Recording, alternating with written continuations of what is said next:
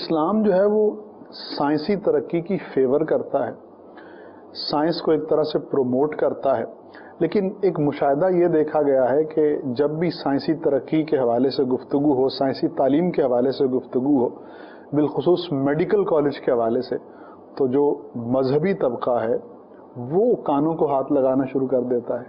تو یہ رویہ کیسا ہے؟ عرض یہ ہے کہ اگر دنیاوی تعلیمی ادارے اگر ان کی کسی بات کے اوپر کوئی توبہ کرتا ہے تو پہلے اسے یہ پوچھ لیا جائے کہ وہ کس بات پہ کر رہا ہے، وہ کس بات پہ کر رہا ہے۔ کسی کی بات کا جو مطلب ہے وہ تو اسی سے پوچھا جائے گا نا، تمہاری بات کا مطلب کیا۔ میں آپ کے بارے میں کہوں کہ جناب آپ کے کپڑے پہ داغ ہے، آپ کے کپڑے پہ داغ ہے، آپ باہر نکل کے شور مچا دے کہ مفتی صاحب کہہ رہے ہیں کہ انسانیت پہ داغ ہے، وہ میں پوچھوں گا بھائی میں نے کب کہہ دیا؟ آپ بولے آپ نے کہا تھا میرے کپڑے پہ داغ ہے، میرا کپڑا میرے اوپر ہے اور میں انسان ہوں، لہٰذا آپ نے جو یہ کہا کہ میرے کپڑے پہ داغ ہے اس کا مطلب کہ انسانیت پہ داغ ہے۔ تو اب میں آپ کو کیا تمغہ اور آپ کو کیا انعام دوں کہ میری بات، میں نے بات کیا کہہ رہا ہوں آپ اس کو کیا کہہ رہے ہیں۔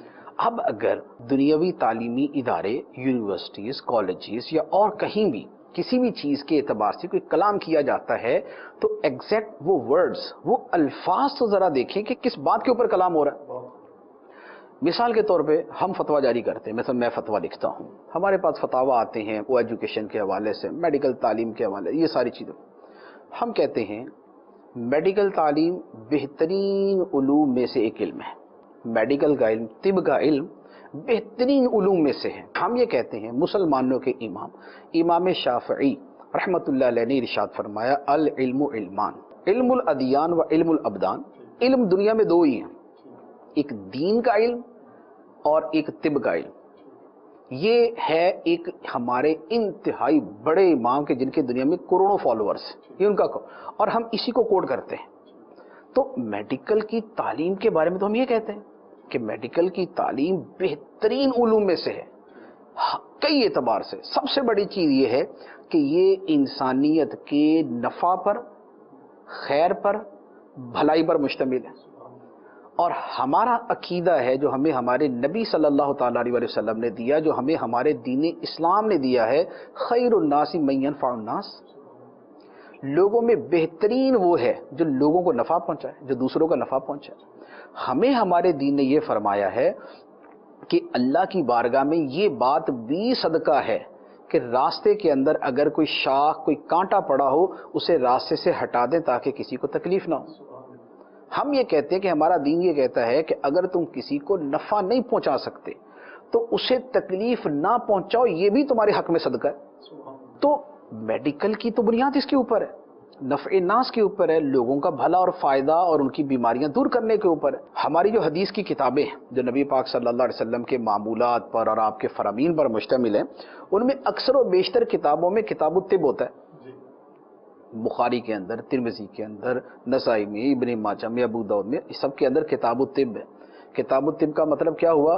یعنی اس کے اندر میڈیکل کے متعلق معلومات ہیں، نبی پاک علیہ السلام کے عمل سے، آپ کے فرامین سے میڈیکل کے متعلق جو چیزیں ثابت ہیں وہ اس کے اندر ہے۔ مسلمان علماء نے باقاعدہ نبی پاک علیہ الصلوۃ والسلام کی اس طب، جسے طب نبوی کہا جاتا ہے، اس کے اوپر پوری کتابیں لکھی، 400 صفحات کی کتابیں، ٹھیک۔ تو میڈیکل کے خلاف کیسے ہو سکتے ہیں؟ یہ تو بہت اچھا ہے، بہت اعلیٰ ہے۔ اب یہ ہے کہ اعتراض کس پہ ہے؟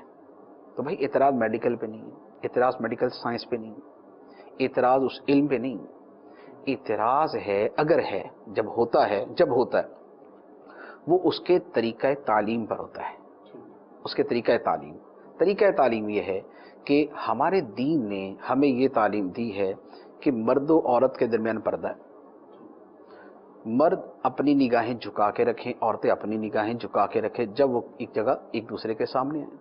ہم کہتے ہیں کہ موجودہ تعلیمی اداروں میں جو ماحول ہے وہ شرم و حیا کے خلاف ہے، اس میں بہت ساری خلاف شرع چیزیں ہیں جو اخلاقیات کے اعتبار سے، سائنس کے اعتبار سے نہیں، اخلاقیات کے اعتبار سے، کردار کے اعتبار سے، جو شرم و حیا کے اعتبار سے چیزیں ہیں اس کے اندر جو ہے وہ خلاف شرع چیزیں ہیں۔ تو کلام تو کیا گیا اس کے اوپر. اب اس کو اگر گھما کے لے جائیں کہ جناب سائنس کے خلاف ہے، میڈیکل کے خلاف ہے، تو پھر وہی ہوگی کہ میں نے آپ کے کپڑے پہ داغ کی بات کی، آپ نے کہا یہ انسانیت کے اوپر دھبا لگا دیا انہوں نے. تو بھائی آپ کا کپڑا کہاں، انسانیت کے اوپر دھبا کہاں؟ تو اسی طرح میڈیکل پر کلام کرنا کہاں.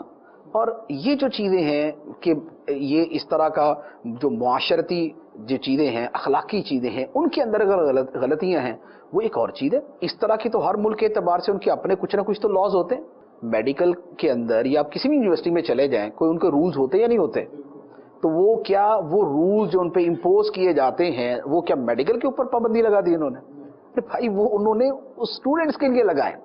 اسٹوڈنٹس کے لیے ہیں کہ بھائی کلاس کے ٹائم کے اندر یہ کسی درخت کے نیچے نہ بیٹھے ہوئے ہوں. اگر کسی یونیورسٹی کے اندر یہ رول ہے، اور یقیناً ہوتا ہی ہوگا نا، کہ اٹینڈنس ضروری ہے، یعنی حاضری ضروری ہے. حاضری کے وقت میں پروفیسر صاحب کہیں اور بیٹھے ہوئے، اسٹوڈنٹ جو ہیں وہ جوڑیاں بنا کے کہیں اور بیٹھے ہوئے. اب اگر اس کے اوپر کسی نے پابندی لگائی تو اسے کون پاگل یہ کہے گا میڈیکل پہ پابندی لگا دی؟ ارے بھائی میڈیکل پہ نہیں لگائی، یہ اور چیز ہے، میڈیکل کے لیے پابندی لگائی. بہت خوب. تو ہم کہتے ہیں کہ بھائی وہاں پر چونچے لڑاتے رہو تو پڑھو گے کب؟ پھر اس کے جو اور شرعی اعتبار سے جو نقصانات ہیں وہ اور چیزیں. تو جو کسی شے پہ کرٹیسائز کیا جاتا ہے یا کسی شے کو کنڈیم کیا جاتا ہے وہ ہے کیا؟ تو جو منع کیا جاتا ہے وہ ان چیزوں سے منع کیا جاتا ہے. سائنسی علم یا سائنسی ترقی اس طرح کی کسی چیز سے منع نہیں کیا جاتا ہے. اچھا اب اس کے اوپر یہ سوال ہو سکتا ہے کہ چلو جی یہ بھی پابندی کیوں؟ تو اس کے اندر سب سے پہلی بات اور سب سے بنیادی بات یہ ہے کہ ہمارا ایک نظریہ ہے، ہمارا ایک عقیدہ ہے. وہ عقیدہ یہ ہے کہ ہم دنیا کے اندر ایسی آزاد مخلوق نہیں ہے کہ خدا سے بھی آزاد ہو. ہم آزاد ہیں لیکن خدا سے بھی آزاد نہیں. ہمیں خدا نے پیدا کیا، وہ ہمارا خالق ہے، اس نے ہمیں زندگی گزارنے کا ایک طریقہ دیا، ایک لمٹس بنائی، ایک نظام دیا. ہم نے اپنے آپ کو ان کے اندر ہی رکھ کر چلنا ہے. اب بے خدا معاشرہ جسے کہا جاتا ہے نا، جو اصطلاح کے اعتبار سے کہا جاتا ہے بے خدا معاشرہ، یعنی وہ معاشرہ جو خدا کو نہیں مانتا. ہم کہتے ہیں کہ ہمارا معاشرہ، ہم اگر اس ملک میں رہتے ہیں، پاکستان میں رہتے ہیں، تو یہ خدا کے منکروں کا معاشرہ نہیں ہے، یہ خدا کے ماننے والوں کا معاشرہ ہے. اس معاشرے میں اس معاشرے کی چیزیں نہ جو ہے نا وہ اس کے اندر ڈالی جائیں، گھسائی جائیں جو خدا کے منکروں کے معاشرے کی. اللہ، بہت باریک بات ہے. جیسے وہ اپنے معاشرے میں ہماری چیزیں نہیں ڈالنے دیں گے. کیا یہ ممکن ہے کہ ہم بولیں کہ جناب چونکہ ہمارے دین کے اندر پردہ ہے تو پلیز آپ اپنی یونیورسٹی میں پردہ لگا دیں؟ وہ بولیں گے بھائی صاحب آپ اپنے ملک میں رہیں. لیکن جب ہمارے ملک میں پردے کی بات کی جائے تو فوراً چیخنا شروع کر دیں جناب یہ کہ انسانی آزادیوں پر پابندی لگا دی. تو اگر ایک نظریے کے اوپر آپ چل رہے ہیں اور اس کے خلاف آپ نہیں کرنے دیتے، اس کے خلاف آپ نہیں کرنے دے رہے، تو پھر ایک نظریے پہ ہم چل رہے ہیں، ایک دین پہ ہم چل رہے ہیں، تو ایز اے مسلم ہمارا بھی تو یہ حق بنتا ہے نا کہ ہم اپنے دین کی تعلیمات کے اعتبار سے کچھ پابندیاں رکھیں. اگر کوئی عمل نہیں کر رہا تو یہ اس کی غلطی ہے. لیکن جو اہل علم ہیں، جو دیندار ہیں، جو امر بالمعروف کرنے والے ہیں، ان کی تو یہ ذمہ داری بنے گی کہ اس کی طرف توجہ دلاتے رہیں. جبرن تو نافذ نہیں کریں گے. شریعت نے ہمیں اجازت نہیں دی کہ ہم ذرا بندوق کی نوک کے اوپر سارا کچھ کراتے پھریں. ہاں برائی سے منع ضرور کریں گے، ہم اپنی دین کی تعلیمات ضرور پہنچائیں گے. تو ہم اپنے معاشرے کے اعتبار سے خدا کے ماننے والے معاشرے میں خدا کے احکام کی بات تو کریں گے. تو اسی کے اعتبار سے وہ کلام کیا جاتا ہے، اسی کے اعتبار سے بات کی جاتی ہے. تو لہذا یہ اگر اس طرح کی کوئی بات ہے تو یہ سائنس کے خلاف نہیں ہے، یہ اس ماحول کے خلاف، اس انوائرمنٹ کے خلاف ہے جو اس کی آڑ کے اندر کریٹ کیا جاتا ہے.